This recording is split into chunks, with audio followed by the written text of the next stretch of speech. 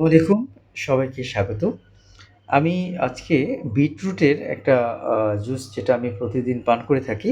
তো আমার পরিচিত অনেককে আমি সাজেস্ট করেছি যে বিটরুটের জুসটা খুবই হেলদি একটা জুস।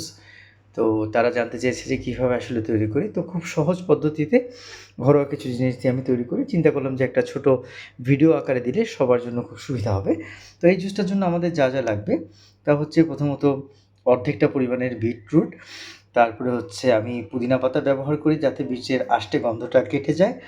১ টুকরো লেবু, একটু চাট মসলা, সাদা গোলমরিচের গুঁড়ো একটু এবং আমি একটু করে আদা কুচি করে দেই।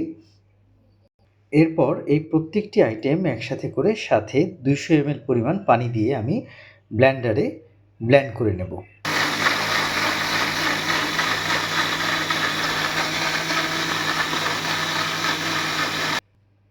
ব্লেন্ডারে মিহি করে ব্লেন্ড হয়ে যাওয়ার পরে আমি এই জুসটি গ্লাসে ঢেলে নেব।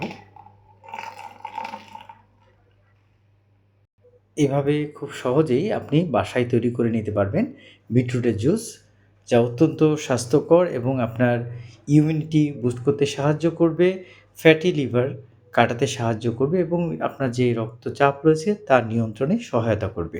ধন্যবাদ সবাইকে।